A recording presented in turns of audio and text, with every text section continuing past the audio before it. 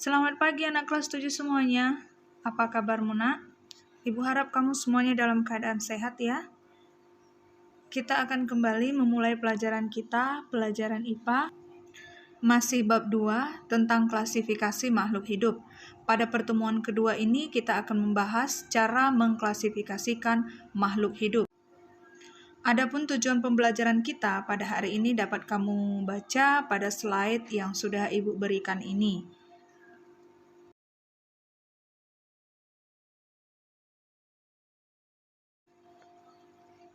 Baik nak, di sini ada Ibu berikan ringkasan ciri-ciri makhluk hidup. Pertemuan sebelumnya kita sudah membahas apa-apa saja ciri-ciri makhluk hidup itu.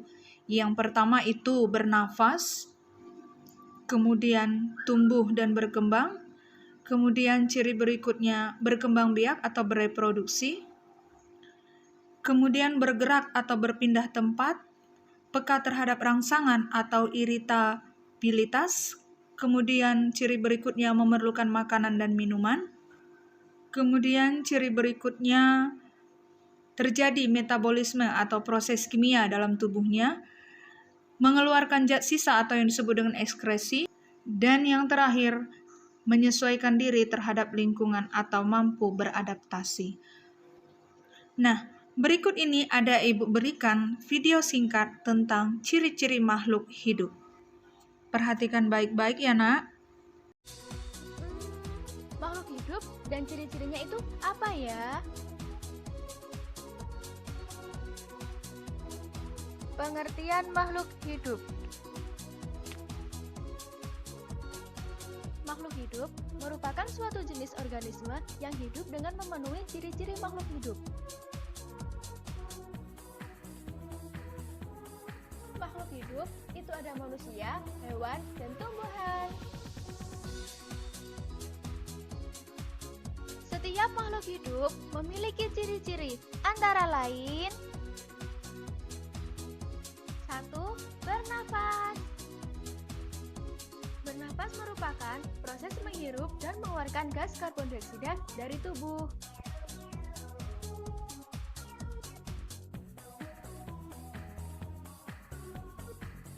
2. Tumbuh dan berkembang. Tumbuh merupakan perubahan pada bentuk tubuh, sedangkan berkembang merupakan proses perubahan menuju dewasa.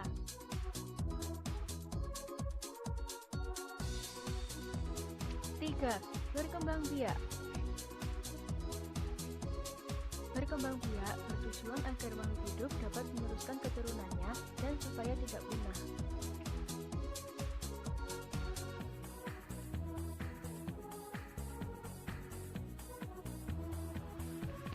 4.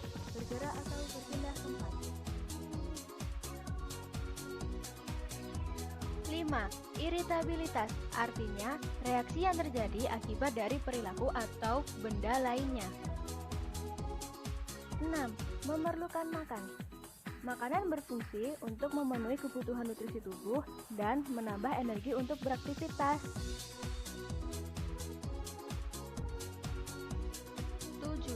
Metabolisme atau proses kimia. Proses kimia tersebut terjadi di dalam tubuh makhluk hidup.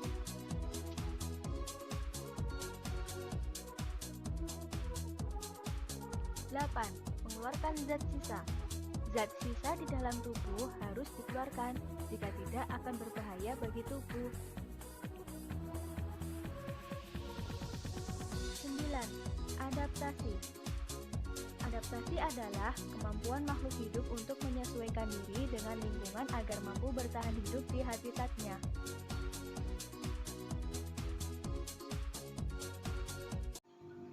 Nah, setelah kamu memperhatikan materi dan video yang sudah Ibu berikan, tugasmu pada saat ini adalah melakukan pengamatan tentang ciri-ciri kehidupan pada manusia, hewan, dan tumbuhan yang ada di sekitarmu. Kemudian, setelah kamu melakukan pengamatan ciri-ciri kehidupan makhluk hidup tersebut, lengkapilah tabel yang sudah Ibu berikan berikut ini. Contoh, manusia ciri-cirinya bernafas. Dan masih banyak ciri yang lain. Begitu juga dengan hewan dan tumbuhan. Kamu bisa buat cirinya lebih dari jumlah tabel yang Ibu berikan ya nak ya. Dan seperti biasanya, kirimkan tugasmu ke grup IPA masing-masing, jangan di Japri ya nak ya. Kelas 71 sampai 74 ke grup IPA Ibu MS.